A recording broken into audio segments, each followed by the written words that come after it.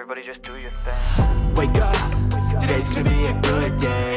Wake up, today's gonna be a good day. Wake up, today's gonna be a good day. Welcome, SQL family. Okay, we've had some big announcements coming out of Ignite, but a little bit before we got to Ignite, and I'm over at Live 360 making announcements over there, we announced last week that SQL Server Management Studio 22 is GA.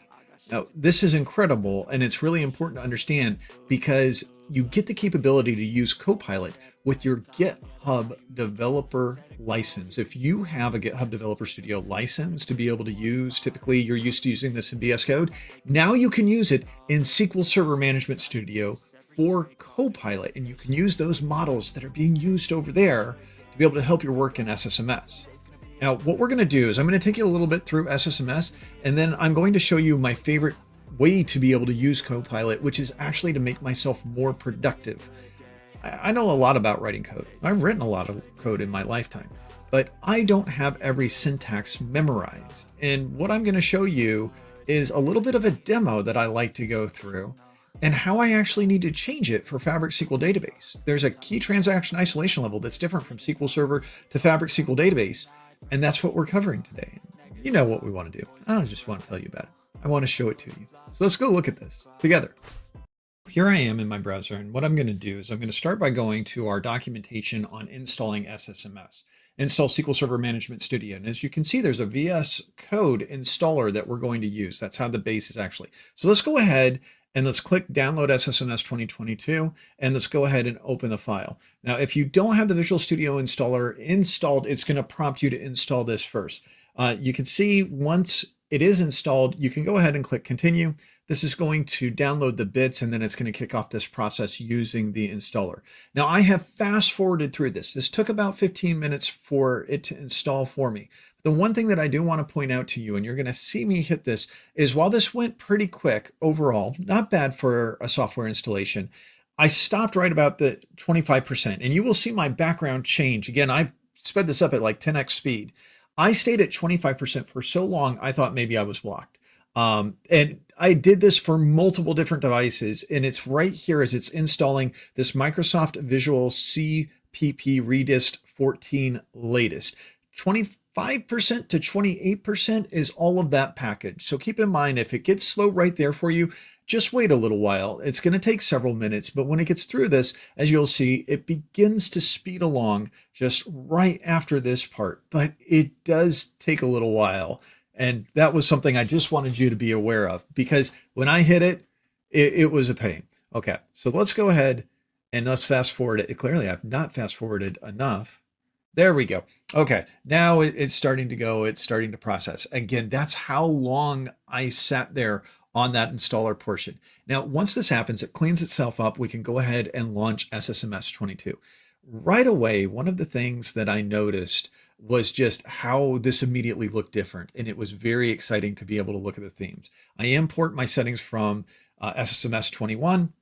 And then I'm going to go ahead and make a connection to my local box, to my Avengers Tower. And let's just go ahead and let's take a look at how this is operating. Now, I can already see GitHub Copilot over there on the right-hand side, and I'm excited about that. I'm just going to do a quick select. I'm going to use domestic movie info 2, and then I'm going to select from one of the tables that we've been using in some of our other videos for data agents, select star from movie info. Comes back just fine. I'm going to want to make some changes to this eventually for my setup, but I go to visual, I go to options, and one of the things you can see is under code completions in general, I've got these options for Copilot. I love that they are there. And you can see there's a drop down for model. What that indicates to me, future models to come. Now, we need to authenticate again through GitHub, where our GitHub Studio license is actually there so we can utilize it. And then we've got these different fun visual experiences. I really, really love the different things that we've got, and I'm sure that it's going to be easy to be able to get more of these, but as a tool that I use day in and day out, makes it kind of fun to be able to use. Okay, now let's go ahead and let's dive into this demo a little bit more. Now, first, what I want to do, well, I have a demo where I need to change the transaction isolation level. I'm also going to change my theme. Let's come back, and I'm going to use ICMint, and let's go ahead and take a look at this code. So here's my demo database, demo compression partition, and I've got about 18,000 records in here. I'm going to do this. And again, this is a demo on blocking. I'm going to begin a transaction, an explicit transaction, do an update, but then I'm going to leave it executing. And then I'm going to execute a select statement. Now I'm trying to select the whole table, and we updated row 400. So you can see what's going on right here. So we're stopped at row 393. Now why? Probably because 394 starts on the page that row 400 is on, and we've got a page level lock occurring, which is blocking me from reading this entire table. Now, I'm going to grab some DMVs real quick that I always like to use: system exec sessions, system exec request. Request lets me know everything currently executing on the system. Sessions lets me know everything that's connected. And when I connect to this, I can see, sure enough, 157, that's the session that's executing the query, is blocked by 65. And I can see it's a key lock. It's a LCK_M_S wait stat. That's a lock mode shared. I'm waiting to get a shared lock to read the database. So let's change this so to 65, because I don't see anything for 65 there. And you can see it's sleeping. Well, of course it's sleeping. I woke it up. I said update a table. It's still connected. The session is still active, but it's not doing anything. So it's waiting for me to do something. So the blocking is still occurring, but I want to show you how we can get around it. Now in SQL Server on-prem, our default transaction isolation level is read committed. It means my transactions have to be committed in order to be able to read it. But if I use set transaction isolation level read uncommitted, this allows me to do a dirty read, and I can get to record 400, the one I'm updating. But you can also see that the record's going to be a bit different, because maybe my transaction completes, maybe it doesn't. And also, if I was using snapshot isolation, I wouldn't get blocking in the same way, because readers do not block writers, writers do not block readers. Now, here's the thing. For Fabric SQL Database, Azure SQL Database, they use read committed snapshot isolation by default. So you can see, while I can resolve the blocking, I can show how this works in SQL Server. If I want to do this demo in Fabric SQL Database, I'm going to need to make some changes to allow for this, to be able to showcase what this is. But it's also interesting that that transaction isolation level is different. So I've closed everything now. And what I'm going to do is I'm going to use Copilot in my favorite way to be able to do the work for me so I can be a little more efficient. So I'm going to connect to my Fabric SQL database. And the neat thing is, it also, as I'm creating new queries and I'm changing the connection context, what it's going to do is it's going to actually make it to where Copilot needs to authenticate to the database so it can run scripts against it, and it can tell me diagnostic information about the database. Really, really cool stuff. But you can see, let me begin my transaction, row 400. I'm going to show you the issue that we face right here. I put the select statement in place. Boom, 18,000 rows. Now, this might not seem like an issue because no blocking occurred, but if I'm trying to show blocking in my demo, problem occurred. So let's go ahead and let's create a prompt, and I'm going to paste this over. It's going to be a lot of text, and then I'm going to scroll up to the top and I'm going to show you what this is. I have a demo that I do on blocking, demonstrating transaction isolation levels. I create blocking with two scripts. First script to create the blocking. I create the table that has over 18,000 rows, select star from. This works in SQL Server, but not Fabric SQL because of transaction isolation. Fix this script and make it to where it blocks for me.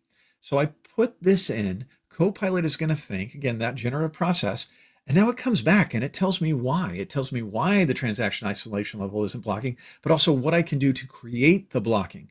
Typically, you're going to do this in reverse. You don't want blocking, but it gives me the statement and I can execute this. And sure enough, I can see as this is executing, I scroll down, I now have blocking at row 393, the exact same behavior, because it's all SQL Server engine underneath the cover. Transaction isolation level is just a little bit different. So now let's go ahead and let's take our dynamic management views, which are the same in Fabric SQL Database as I also have in SQL Server. Let's go ahead and paste these. I'm going to replace my database name so I can look at the DM exec request against it. And you can see, now the lock stat is a little bit different, LCKMS exact modified, because I'm holding that transaction lock. So it's a little bit different of the wait stat, but it's still performing the same thing. Here's the really cool thing. If I just took the select star from the table, I could show you how we get around the blocking by default, because if I just run this, boom, 1,800 rows. I can even put a where predicate value in there and get row 400. So my blocking script, it's really easy for me to update this because I use Copilot. Now, maybe there's a way that you could utilize Copilot in SSMS to be able to make sure that you could shortcut your coding experience and make it a lot faster. I love this. This is fantastic. And again, this is my favorite way to be able to use Copilot. I logically know what's going on in SQL Server. I know how this works. I just don't want to spend all the time to have to come out with the syntax, and it can do it for me. All right, sound off. You know where we want to keep this going. Down in the comments. Are you already using Copilot? Have you installed SSMS 22? If you have and you've got a GitHub developer license, you want to connect that so that way you can use the goodness of Copilot as you're doing your development against SQL Server and using SQL Server Management Studio. Okay, I hope you have a wonderful week. As always, thank you for joining us on Tales from the Field. Be good to Aspirations, I got shit to Bye, do, everybody. the aftermath of preparation. Good food, good mood, blood in circulation. One